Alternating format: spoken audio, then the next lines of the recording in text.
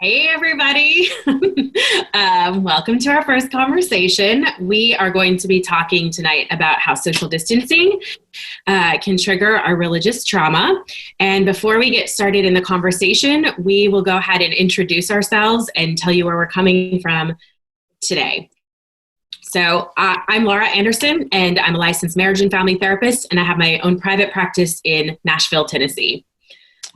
Awesome. I'm Brian Peck, and I'm a licensed clinical social worker in Boise, Idaho. And in my private practice, I specialize in religious trauma. And I'm excited to be having this conversation today. Yeah. All right. I'm Kayla Felton. I'm Kayla Felton. I'm a licensed independent clinical social worker in Minneapolis, and I work for a clinic here. And I also am one of the co-founders of the Reclamation Collective. Awesome. I am Kendra Snyder. I am a licensed marriage and family therapist in St. Paul, Minnesota. And I am also one of the co-founders of Reclamation Collective, and just really excited to be here with you all tonight. Awesome. Yeah. Awesome. Well, I think we have some wonderful questions to talk about tonight. And kind of the way we'll do this is we've been listening to everybody's feedback and generated a list of questions, and we will just talk for a little bit. And I will go ahead and ask the first one. So as we're talking about social distancing and coronavirus, the first question is, how has our response to the coronavirus pandemic felt familiar and connected to unhelpful religious beliefs, practices, and structures? So anybody can jump in. Well, before I think we super jump in, I do just want to preface a little bit that the four of us are going to be sharing our four perspectives, and that there's a lot of different perspectives and answers to all these questions. All are valid wherever you're coming from. And but what you're going to hear is kind of like us for our personal perspectives and some of our experiences with that. Yeah. Sorry. Yes. And to add to that too, we just want to be clear. We're not giving out medical advice. This is not therapy. This is just a conversation between four therapists. And we are also very interested in following guidelines from places like the CDC. So that's where we're getting any sort of information from. And that's kind of our guideline for what we're working off of. But yes, like Kayla said, these are some of our personal stories, professional opinions, things that we've heard from the people that we come in contact with. Yeah. So thank you. And one more thing before we jump into, just want you all to comment on the comment section of this video. Yeah. The four of us will be joining you in those comments as well. Kind of through the magic of technology, we're pre-recording this so that we can have a more engaging conversations with you in the comments. So feel free to join in with us, and we'd love to hear your thoughts on the topic we're covering tonight. Yeah. So I will go ahead and read that first question again, now that we have all the housekeeping stuff out of the way. And so we're just kind of talking about, how has your response to coronavirus felt familiar or maybe connected to some of those unhelpful religious beliefs, practices, structures, and maybe even social distancing in particular? Anybody wants to get us started off? I think it's a great way to jump in.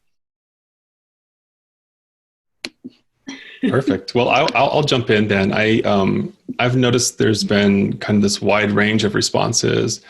Some of you have shared with us that it's felt peaceful and you've enjoyed the kind of quiet of the distance. And I'm not sure whether that's because your social relationships tend to be more religious in nature, and that might be a reprieve from that.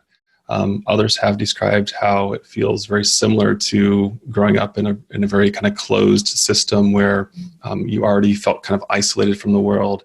And now this feels familiar in that respect. Some of the more common responses have been that it feels kind of like being shunned or losing community. And even though we're doing this social distancing for the common good, there's still this sense of not having that connection that we maybe want during this time, and that feeling like and connecting to the experience of being rejected or shunned by a former religious community. And so, I think there's just a wide range of responses, and our goal is not to, our goal is to kind of expand awareness of like the various responses that we have. And so I'm really curious, as you all join us in the chat, kind of talking about what has your experience been around this, and for us to begin to appreciate, the range of experiences that we all have based on our history. Mm-hmm. Yeah, I think that isolation piece has been big for me, both positive and negative in terms of navigating. I think I work with a lot of religious trauma clients also, and I've gotten feedback and felt myself that like, yeah, this actually doesn't feel that different. I've kind of been ready for this. This feels like something that I've kind of gone through a lot in my life. I think a lot of us were taught like be in the world, but not of it. And so it feels like that's exactly what we're doing. We're in it, but we're not really participating in this case because we can't. But I know that I felt that too. And even as an introvert, I do enjoy my time alone, but feeling like I don't have a choice to even go out and a choice to be with people. That's felt particularly intense for me because I had to limit all of my social interactions so much into specific activities with specific people. I didn't really have a choice. And so I felt that actually last Friday night. I was like, ooh, like I can't really do anything. And I don't like the way that feels. And I know that's something that's come up for me. I've heard that from my clients as well. Yeah. The loss of choice. Yeah. I think that's such a big one. I'm curious, Kendra, what has your experience been as just both personally and what you're hearing from folks as well? Yeah, similar to the two of you, I also work with a lot of people who are navigating their own relationship with religion and spirituality. And, going back to this kind of forced social distancing and losing community. And one of the things that's come up in some of my conversations with people is just that we've not only people that have left their former faith of origin or somehow moved away in some capacity, really know intimately that loss of community. And this feels like on a whole nother level. And one of the things I was just thinking about the other day is that, back when I was really active in my former faith of origin, I would have a whole community around me that I could call and talk to about this and actually form some meaning around the social distancing and forming some meaning around just the uncertainty and chaos. And I'm finding that a lot of people are really feeling isolated in not only not being able to be with people, but also not having those conversations that formerly would have felt really relieving. So, it's this loss of community, but this also kind of forced sitting with yourself without that shared meaning, shared language, or That makes so much sense to me as you're saying that, the shared meaning. I think we humans can endure a lot of really difficult circumstances when we have that community that shares a similar kind of story or narrative. And I think that can be particularly triggering for folks as well, because now we're trying to make sense of what this experience is like. And there's lots of lenses we can view that through, through science, through the pandemic, and, how do we approach this? And, socially, structurally, how do we, navigate this? And that's, a lens that we can all kind of share. And yet a lot of our religious family and friends have a different lens they're viewing this through. It may be, the end times, which we'll talk about a lot more in our next event. But yeah, like to have that kind of shared sense of meaning. I love that you've brought that up, because I think that I'm noticing that too. Like that is a big thing. Yeah. What about you, Kayla? What have you noticed? Well, a couple of things. One is, I think my primary focus for the last few years is reclaiming beloved community. And so there is a part of me that's definitely grieving or having some anxiety around, is this going to be like steps back in that reclamation journey for me? But there's also a part of me that is really used to connect intimate like friendships and relationships via the internet.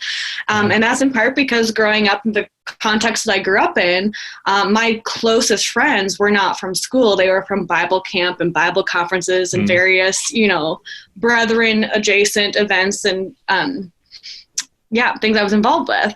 And so that kind of goes back to kind of what you were saying, Laura, about like being in the world but not of it. That was a huge piece of my my indoctrination. And so even though I went to like a public school, my closest friendships who I like trusted the most were not from school. And most of them honestly weren't even living in the same state that I grew up in. So there's also an element of this that does feel familiar in that sense, where I would like call my friends from Bible camp on a regular basis because they were my closest friends. Yeah, I really resonate with that because I grew up in a camp. And so, same but to your point above, Kayla, or that you made first, Kayla, of just that community piece. I know, like, for me, like, part of healing my trauma was that I definitely isolated myself a lot. There was my nervous system was not set to be able to have a lot of human interaction. So I spent like a period of years with like the least amount of human interaction possible because it was too much. And it's only been within the last few years that I've really started like building community. And I have a great group of girlfriends. We call ourselves the Black Sheep because we all met at like a church and we all exited that church together at different times. But, like we kind of all found each other. We're like, oh, this is what friendship is. And, we've made it a point to like be really diligent to get together and to like have times to connect face to face, a couple times a month. And so I think for me, it was kind of like, am I going to lose everybody that I've worked so hard to build these relationships with? And I think they felt that too. And so we have a group text message, but also like we've been really diligent about having like a virtual happy hour every Tuesday evening. And so that's been good to be creative that way. But I think to your point, Kayla, of like, like how do I keep my community in this? Because it feels really important.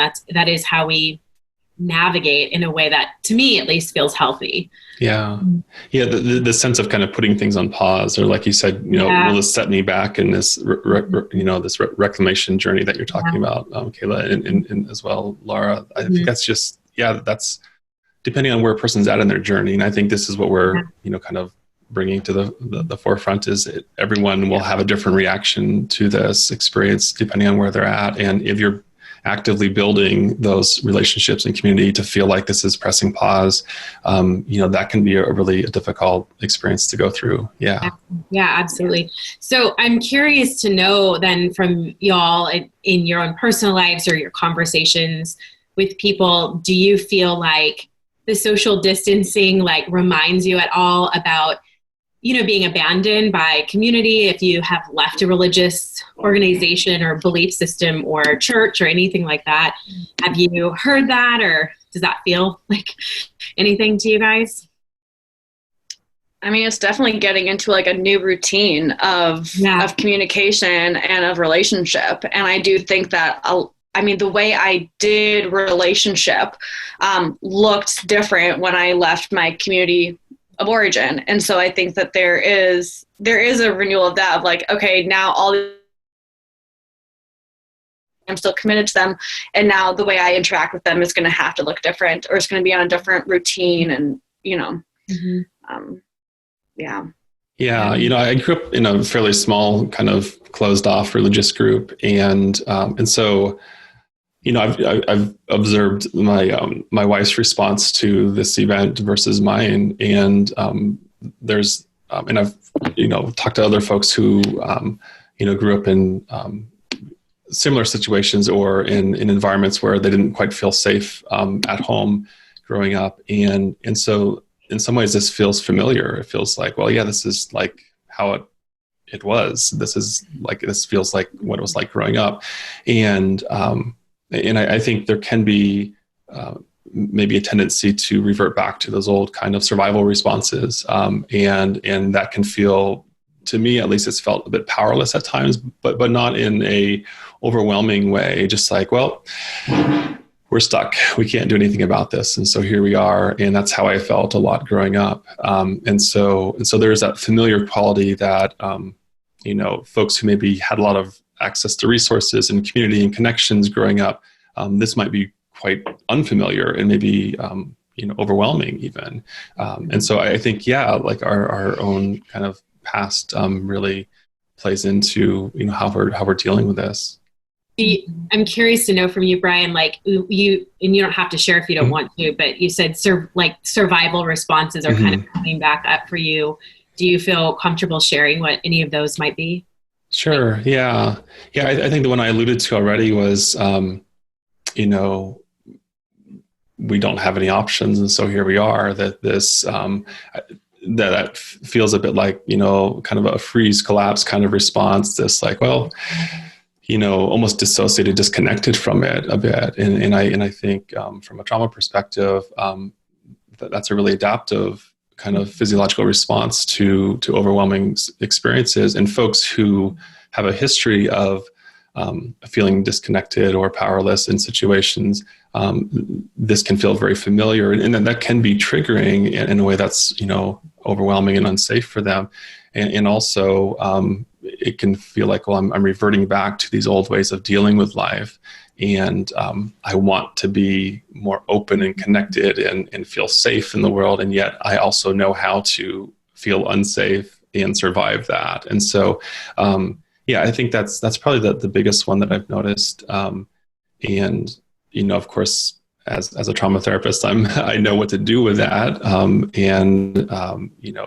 Still reaching out, still connecting, still maintaining those relationships has been really, really helpful for me. And doing the things that feel strong and powerful and connected have been really useful.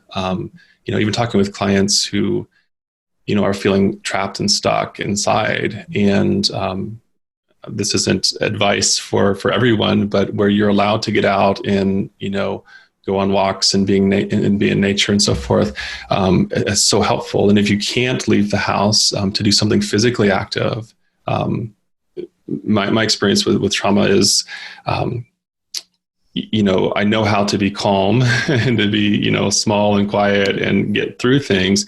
And yet sometimes our body feels like we need to, escape, we need to run, we need to defend ourselves, we need to neutralize the threat.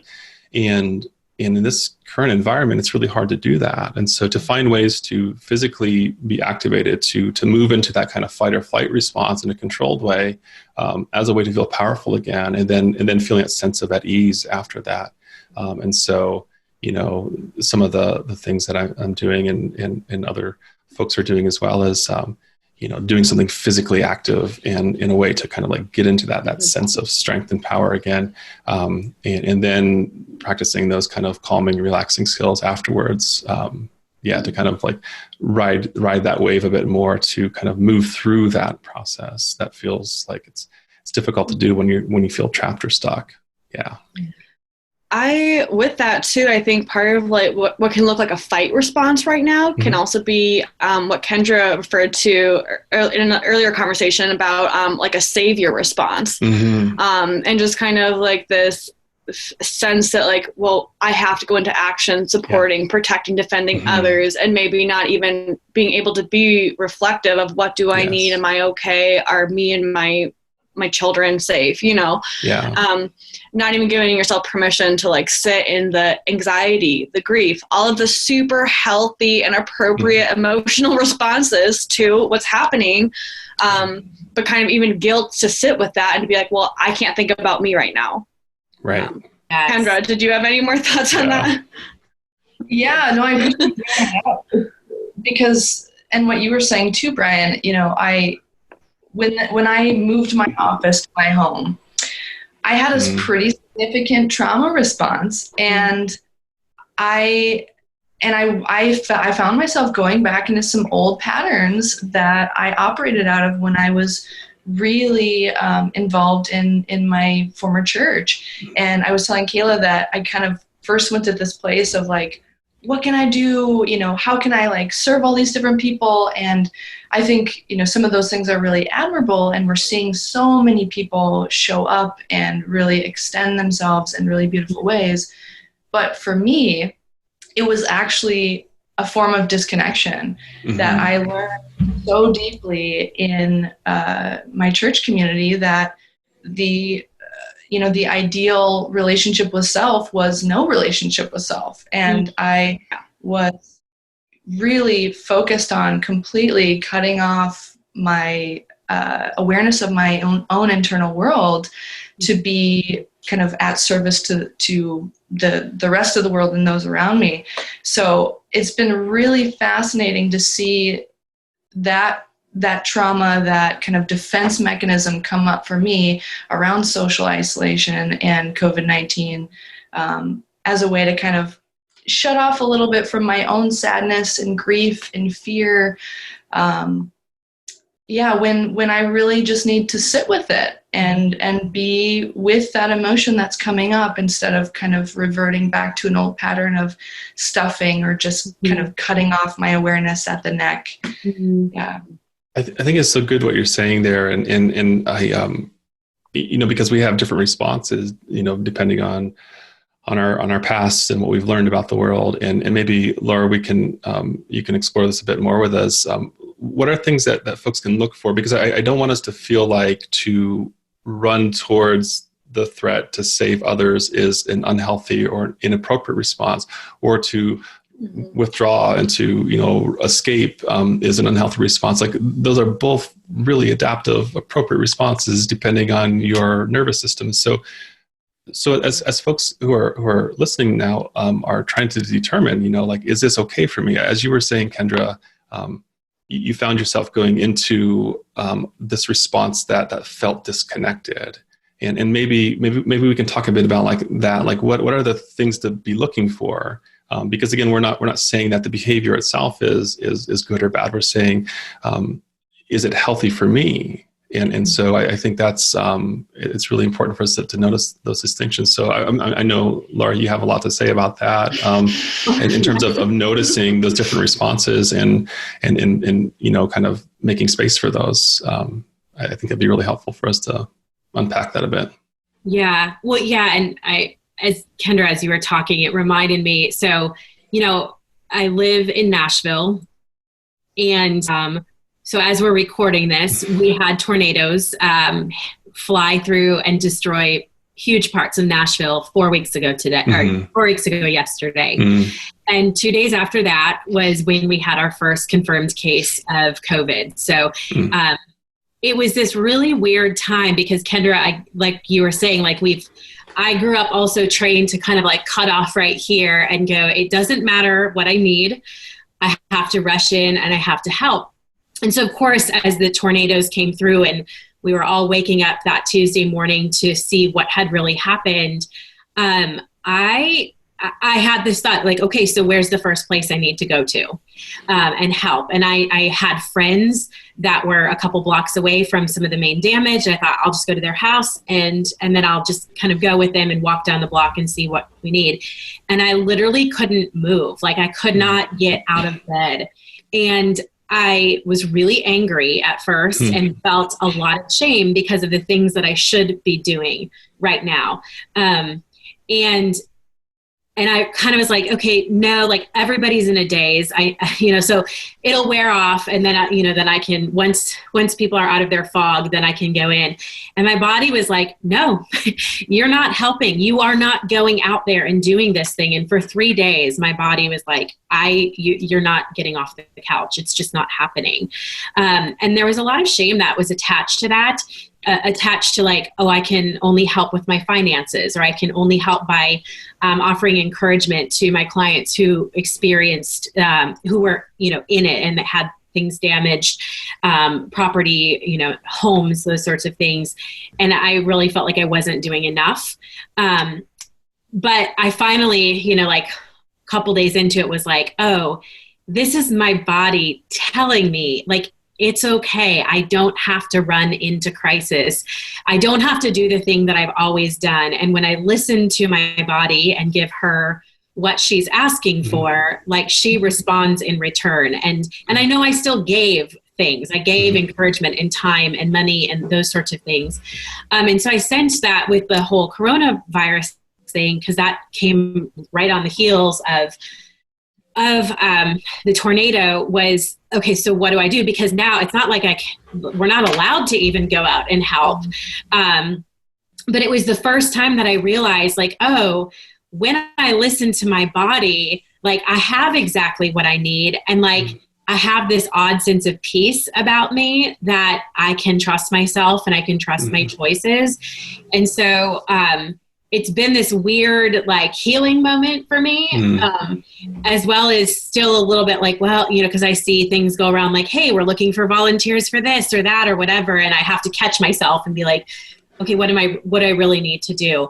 And so I think, you know, when we talk about like, what do we do during this time? I always come back to like, if we were to allow ourselves to just tune in to our bodies and even ask that question of like, what do we need right now to feel safe? Or would it feel safe to go help build this thing for these people or deliver boxes of food or whatever that might be? And to notice like, what happens when I ask those questions? Do I sense like the tenseness of like, ugh, or does it feel like really open? Like, yeah, I would genuinely want to do that without obligation and expectation. And that for me has felt really helpful to be able to like, to know what my response is, or to even to say like, what do I need right now? Do I need to allow myself to rest? I don't think this is like an extra spring break that we have.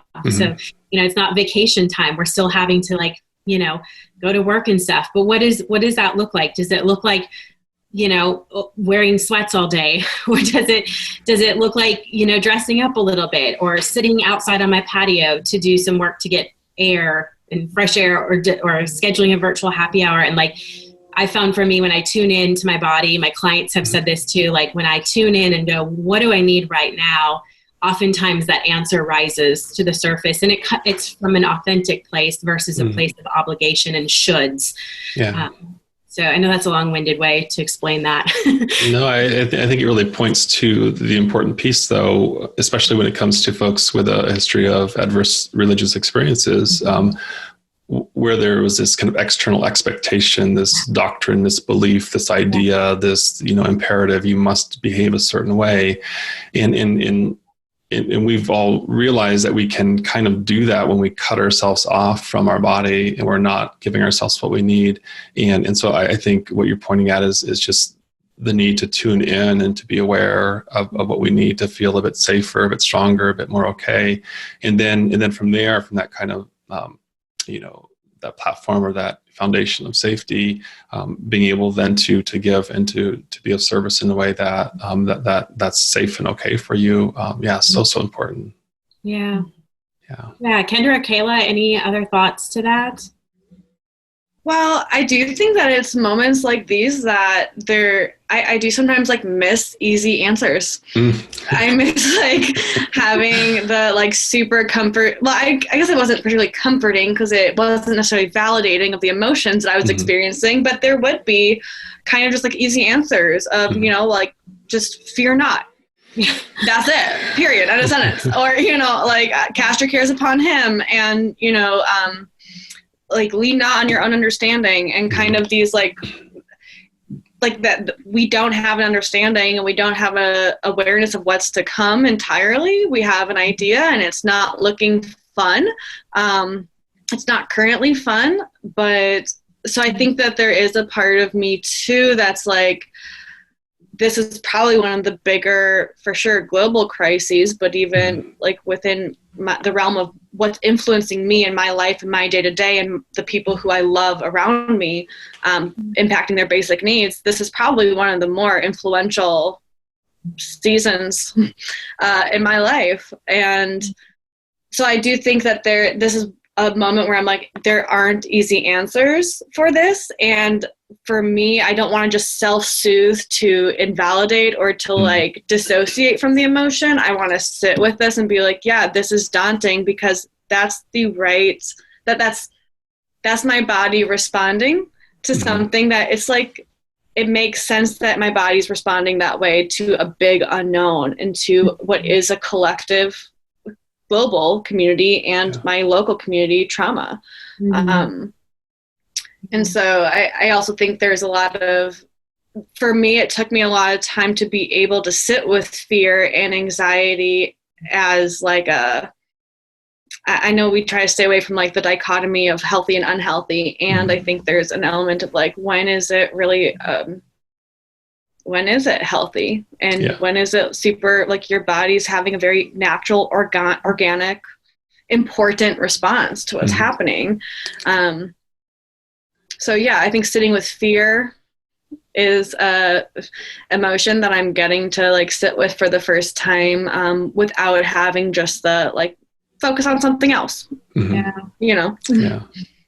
Kendra, I was gonna ask you if you're willing to share what has shifted and changed for you. You said when you first moved your office home, there was that kind of response, and then I think as a way of illustrating maybe that kind of transitional time, this and tuning into your body and knowing what you need, I think that would be really helpful it'd be helpful for me to know how that went for you and to learn from that, and for those listening and watching as well. So I'm just curious, like what shifted and changed during that time as you realize I don't have to go into savior mode. I don't have to go into helping others or disconnecting from my own needs.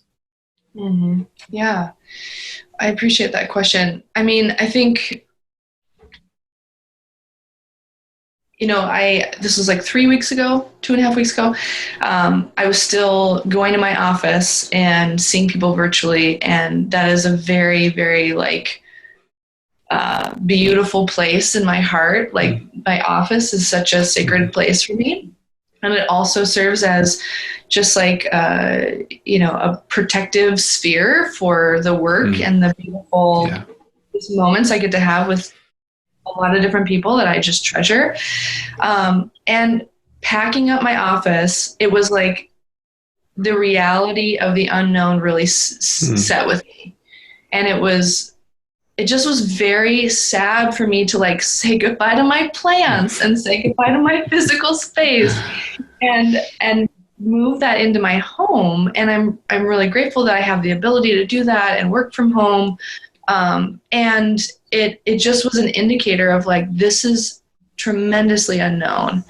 And then for about a week, I sat with this idea of like starting a support group for people on the front lines. And I think that is a community that is really deserving and needs a lot of support right now. And especially emotional and mental health support, because they're facing trauma and potential trauma that, none of us are prepared for.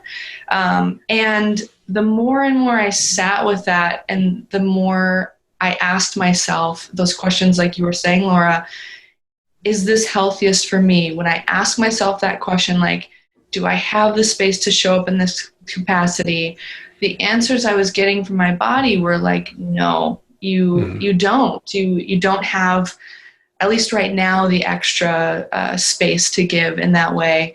And when I kind of named for myself that, like, I have a limitation as far as what I'm able to give, I then realized, oh, wow, this is a pattern that I really know intimately, is like sacrificing myself for the sake of others or the sake of an expectation of myself or a should. And really, really wanting to give as much voice and space to my own emotional plane and my own, physical body's reaction, with the idea and the understanding that when I tap into myself and know and attend to what I need day to day and moment to moment, I actually then can be very informed about the ways that I'm able to show up with energy and love for people when I'm able to give.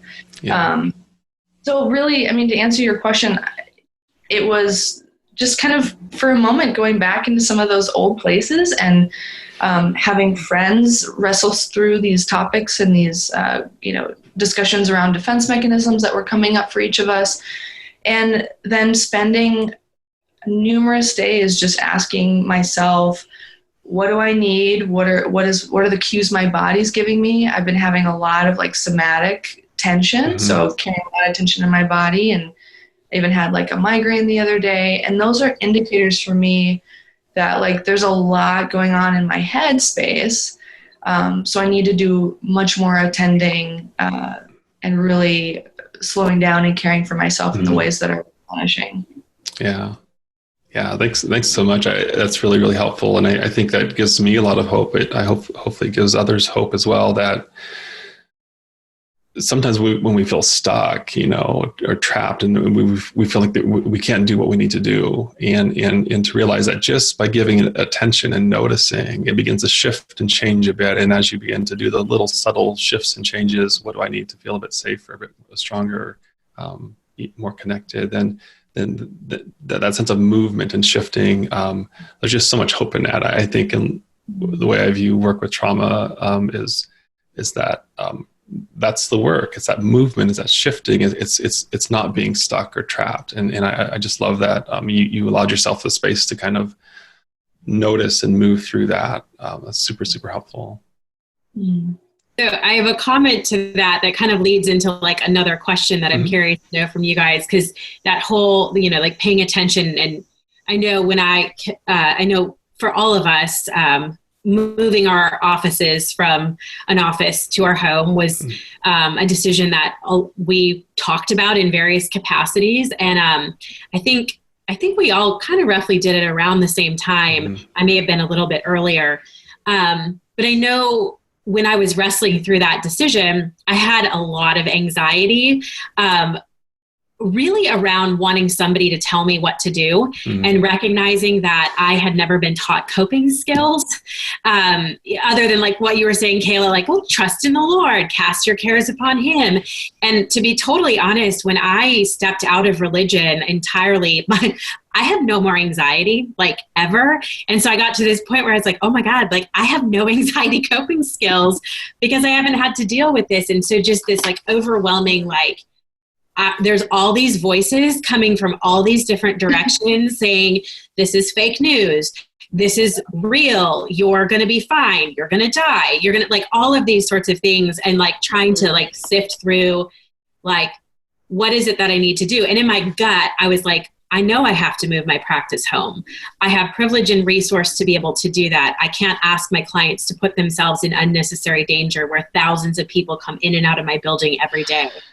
And I knew it, but I had all these external voices that were giving me these conflicting messages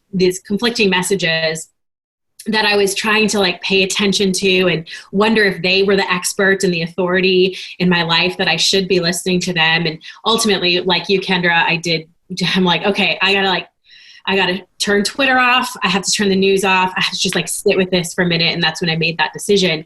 But it brought up a lot of the abandonment piece for me, of like realizing that like I felt very different than a lot of my colleagues and a lot of even my family that's still in those religious circles, of like making these decisions and choosing what to listen to, like the CDC over some of the top government officials and some of those sorts of things. And I remembered that feeling of like being isolated and abandoned, and like, oh, I'm all on my own. Like, I don't have a higher power to reach out to, or a scripture verse to cling on to, or for me, the promise of an afterlife that includes something like heaven. Like, that's not something that I personally believe in. And so having it reminded me of the abandonment piece, the isolation piece. And I'm curious to know from you if that's something you've experienced personally, or heard from friends, or talked about with clients, or maybe I'm the only one, which is fine.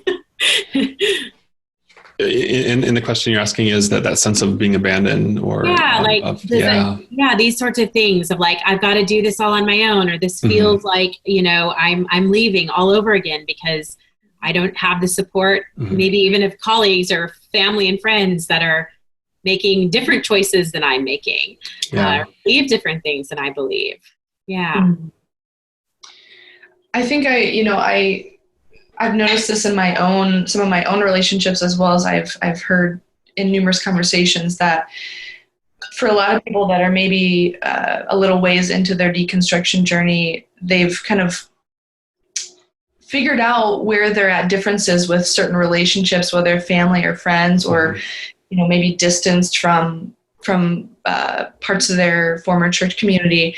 But I think what you're saying, Laura, is like, this is bringing up another wave of reminders of like, I've lost that. Yeah. And like, not only have I lost it, but man, there's like some huge rubs between me and like certain family members about how we're responding to this. And I've just heard a lot of pain around just just a simple reminder of like, there's been a massive loss, a massive sense of abandonment that's kind of being re-triggered again with this massive global crisis.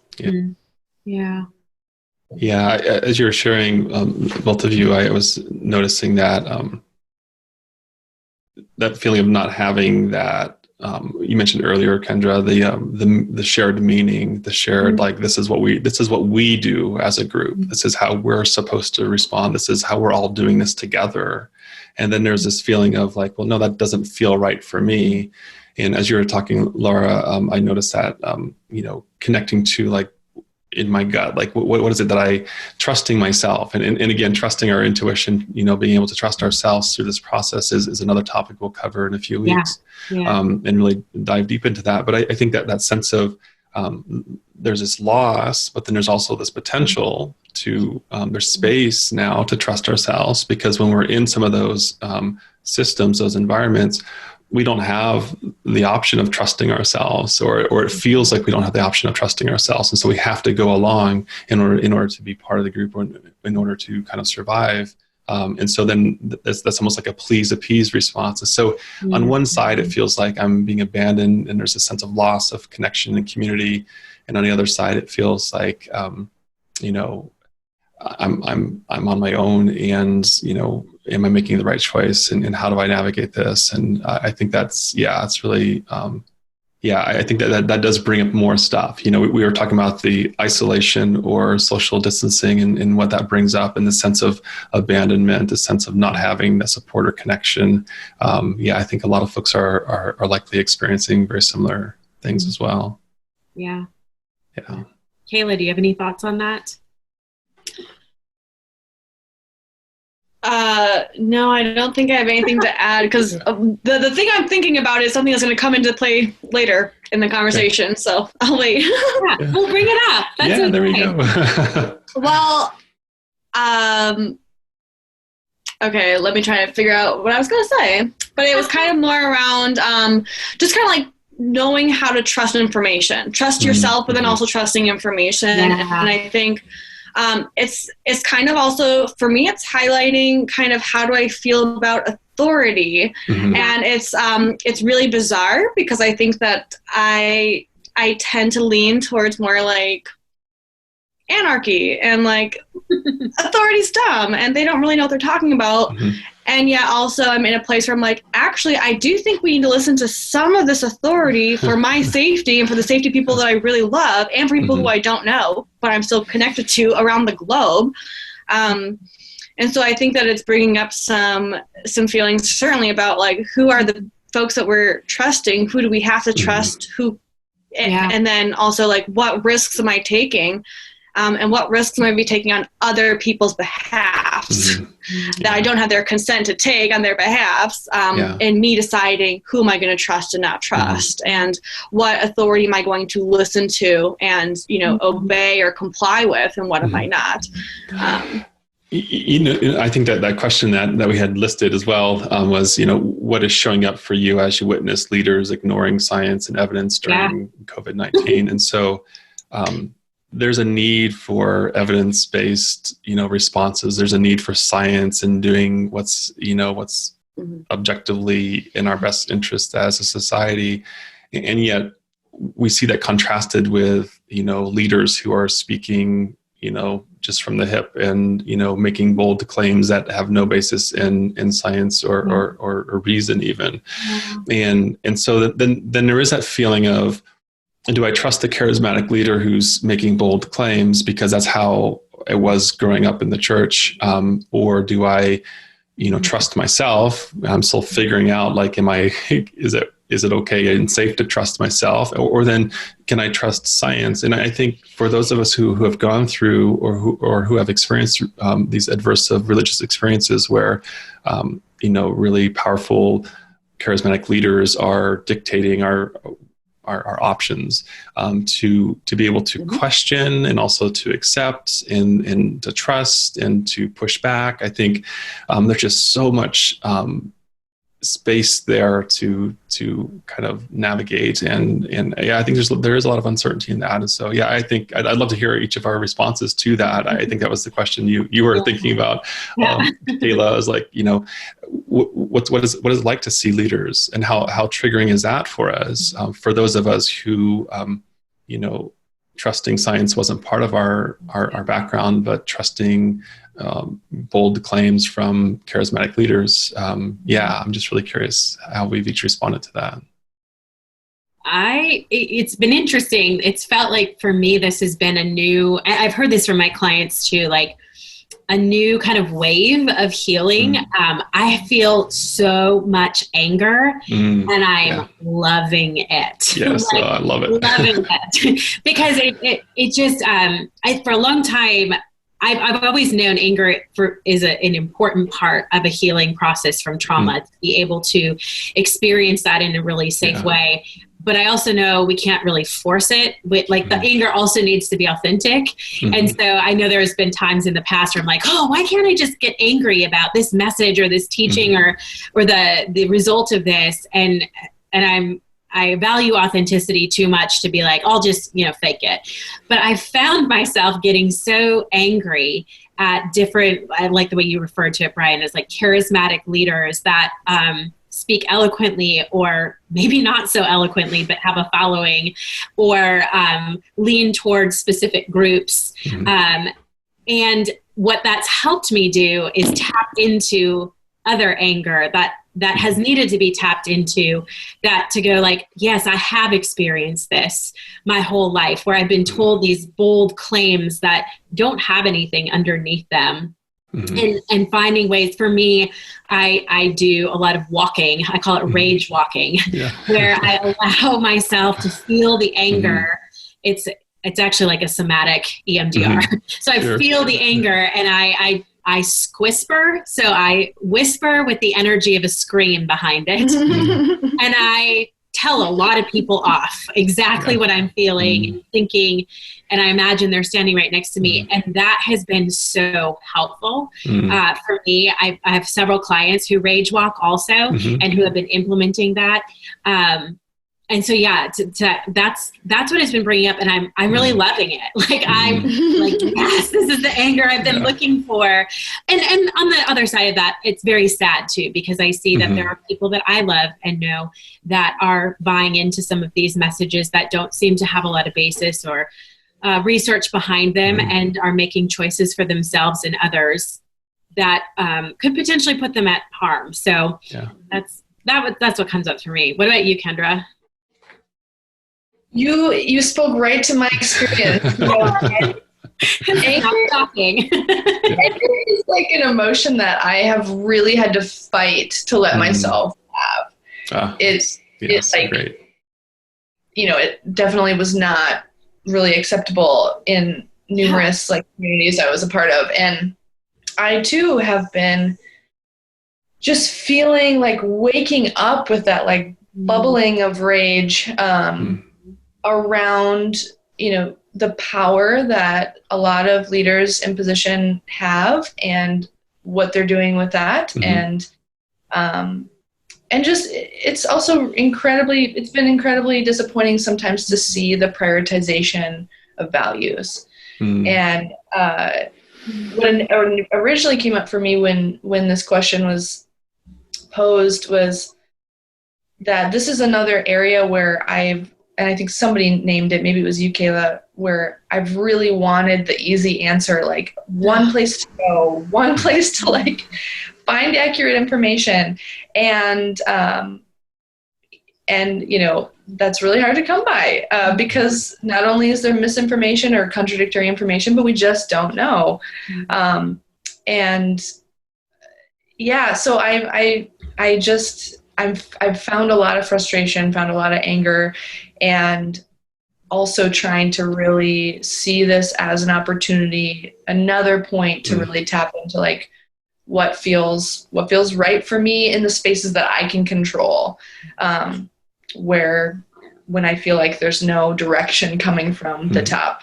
Yeah. I think that what you said, like there's no one place to go, you know, like that reminds me so much of like the Bible as an authority. It's the one-stop shop where you can always find the answer to your question. And so because of that, we also weren't taught how to critically think or how to search for answers or how to go beneath the surface. So to that point of like, yeah, I'm having to go to like, you know, the CDC, the WHO, epidemiologists. I have to find out what an epidemiologist is and why they should be listened to. You know, like those sorts of things, like that feels, I think for a lot of people, outside the spectrum of like what I've ever had to do to get an answer, which can feel so overwhelming, but also like so empowering. Like I know with my clients, I feel very confident when I'm like, hey, look at this website and just go ahead and see, because they're not attached to, you know, political affiliation. This is somebody who specializes in infectious diseases. They'd be a great resource for you. So there is that empowerment too. But it's very foreign to, I know, myself and to a lot of other people. Yeah. Can I just say how excited and proud and thrilled I am that the four of us are celebrating anger as therapists. Yeah. And I think because that's been something, that's a resource that we didn't have access to because you weren't supposed to be angry. You were supposed to do what was required, and then you could survive, right? If you could please and appease and do what you were told to do, and that would be a way of kind of survival. And then to feel that internal sense of, no, that's not okay for me. You do not tell me that. You do not speak to me that way. You do not control me this way. And I love that the examples we've given have included some expression of that. Because if we feel this, you know, internal sense of injustice, this isn't right, this isn't okay, and to feel like there's no place for that to go, there's no way to express that physically, or to say what needs to be said, do what needs to be done, to really connect that to our somatic experience. I think, we feel kind of trapped inside of that. Like a metaphor that I use a lot with clients is it feels like, you know, you're pressing the accelerator, like I need to escape, I need to fight, I need to do something, say something. And then also you're kind of slamming on the brake. Like it's not safe to speak up because this authority is too big, too strong. I'll be punished for this. I won't be accepted if I say what I need to say. And then to feel trapped inside of that, you know, that there's this energy that needs to go somewhere and there's no place for it to go. And to find those ways of expressing that physically, powerfully, to communicate to your body that you can say what needs to be said, you can do what needs to be done, even if it's not to that person face to face, right? I mean, a lot of us scream at the TV, right? And we recognize we're not actually communicating to the person who we are feeling this, you know, healthy aggression towards. But it's important for our bodies to experience that and to be able to integrate that and move through that. And it's thrilling to me because I know a lot of therapists who aren't as familiar with trauma might focus on, well, let's take some deep breaths and let's calm down and let's be okay. And that is super, super helpful as well. But that's not helpful if it's putting a brake on this physiological response that I need to say what needs to be said. I need to do something. And so to embrace that aggression, to move through that, and then on the other side to have that sense of, now I'm okay. You know, I think that, you know, and maybe folks can chime in the comments as well. Like, what has your experience been when you've needed to do something and you weren't permitted to do that? Can you just take enough deep breaths to be okay. My experience tells me I can't. My experience tells me that starts to feel powerless. That starts to feel trapped. And so to be able to give some form of expression to that experience as a way of letting your body know that you're okay, you are powerful, you are strong, you do have a voice. And then to, at the end of that, to come down, to move into that state of feeling safe again. I'm thrilled that this is part of the conversation tonight. It's brilliant. This actually feels really connected to something Kayla and I were talking about earlier that she brought up about, you kind of named it, Brian, of we were essentially taught to dismiss our own body's reaction to crisis and injustice. And Kayla, do you want to speak to that? Just about how that might be mirroring right now with leaders kind of at the top, this, dismissiveness of our reaction to crisis and injustice?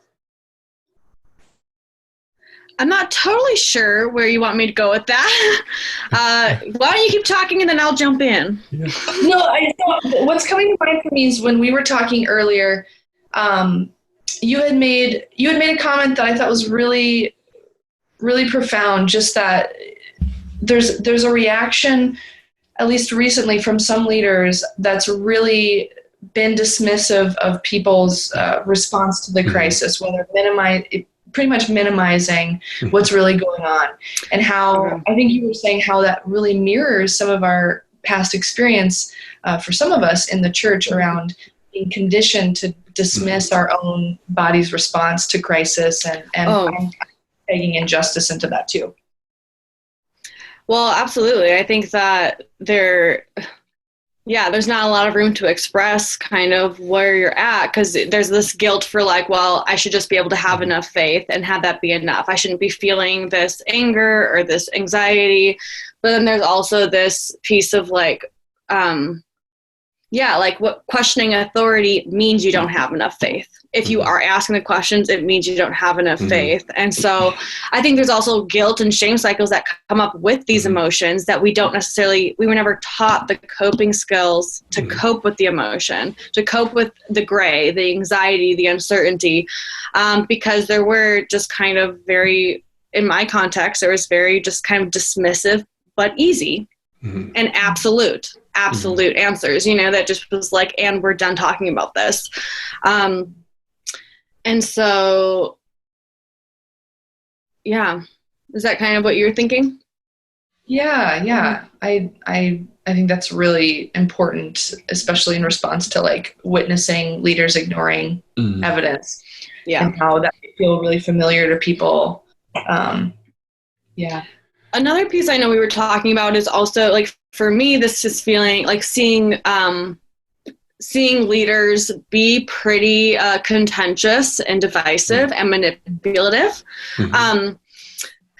and abusing their power towards each other, actually. For me, that is actually very reminiscent of some of the things that I witnessed in my, religious culture, community of origin, in which there was a lot of splits in churches and a lot of, in my case, like male leaders who just couldn't get along, and kind of just watching that play out in ways where it's like, this is actually really about like the livelihood, the basic needs, the well-being of your congregation back in my context, but then now like the entire global community, including like your country or your state or your city. And so how anxiety producing that is to watch the leaders who have the power to have some organized policy and organize the procedure around protecting people, to see them have very contentious and in some cases very manipulative, abusive relationships with each other is really, it's bringing up some analogies from what I witnessed with religious leaders in my fundamentalist context, just not get along.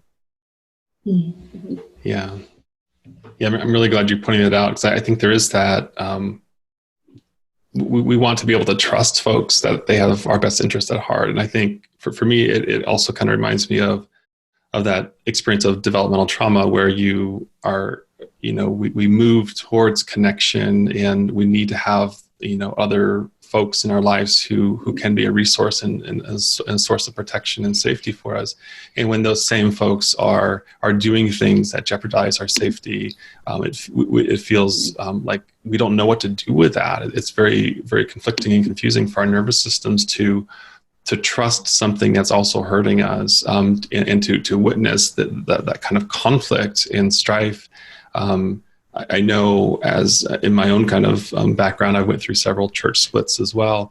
And seeing that kind of contention, that kind of power struggle, and recognizing that my sense of safety is connected to something I can't control, mm-hmm. and to see, clearly, like, no, these are just egos that are like, battling with each other, and it's about power and control, and it's not about safety. It's not about the community. It's not about what's best for each of us collectively. It's just mm-hmm. about like what that person needs to feel okay. And I can have some compassion and understanding of where that may be coming from.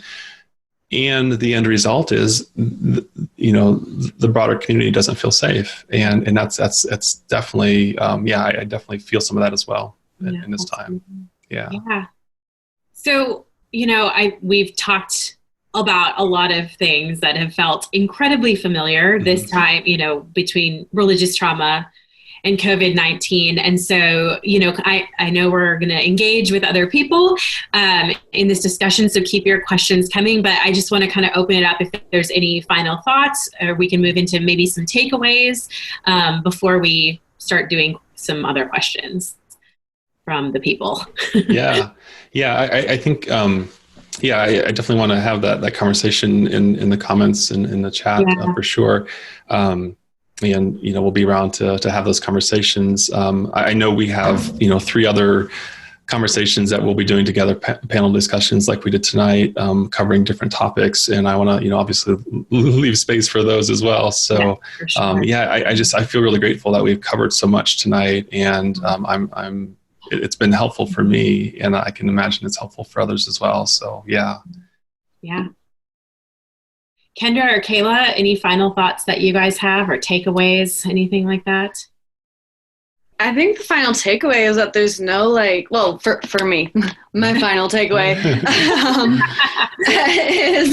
is just that there's going to be such a wide spectrum of responses, and that 100% of them are valid and probably are rooted in what is the pattern that your nervous system has been in for much of your life. And not even just your nervous system, but also like your relationships. How has your, the routine of how you relate, how you connect with other people, how you have like intimacy in your friendships and relationships. That's all. We're all going to have different responses to that, and they're all valid. And I think this is just going to be a really beautiful season of reflection and kind of learning probably a lot about myself, because this is the first situation quite like it that I've ever been in, especially since leaving my, community of origin. So I think that it's definitely going to highlight a lot of things about my interdependency, maybe even some like codependent themes that have come up for me in relationship, and just kind of like how do I then respond to social distancing and creating a new routine in my connections and relationship, and how I achieve intimacy in all of my friendships and relationships. Yeah. Thank you. Yeah. That was really beautifully said. Yeah, that was really beautifully said. I think the only thing I would say is, this is what I share a lot when processing trauma or accessing emotion in sessions, is I just really encourage each of us and whoever's listening that if you are noticing some old patterns of disconnection or from yourself, from other people, or any sort of defense mechanism, that you just I just encourage you to be as gentle and as curious as you possibly can. There's a lot of information there for us, and I think each of us deserves just unending amounts of gentleness and curiosity about how we're navigating this unprecedented, totally uncertain time in our lives globally. So yeah, it's a great time to practice those two things internally. So I just want to dovetail on what both of you just mentioned. I was noticing early on in this pandemic, people were being shamed for overreacting. Then later on, people were being shamed for not reacting enough and not taking it as seriously. And in all these various ways that folks responded, I think what you're, both of you are saying, and I think what we've all said tonight is like, some of that is not within our control, right? Some of that is just our autonomic nervous system doing what's necessary based on past experiences to get through this. And I think for us to recognize how tied shame is to trauma often, and to be gentle and kind with ourselves and open and curious, I think there's just so much value in that. So I just want to say, I'll say a big amen, I guess. I've not said that word for a while, but there it is. Praise, Yeah, I think my takeaway is, it feels very similar to what y'all have said. My therapist used the term window of trauma. It feels like the window of trauma has been opened. And that looks very big on like a collective worldwide level, and also for each of us individually. And just, I think what I've been realizing for myself is that trauma will find its way to work itself out of us. And the anger that I feel right now is anger that's been there from a long time. I don't have to necessarily go back into the things that actually caused the anger in order for that. Like, I don't have to go back to that in order for it to be released right here in the right now. And so to give yourself that space to go like, there are a lot of triggers that are coming up and they might not make a lot of cognitive sense. Like, why am I feeling this way? Like, this doesn't feel like it's attached to religious trauma or other trauma. But it's just our body's way. Like, the window has opened and our body will find a way to get that out. And so excuse me, whatever, I don't have COVID,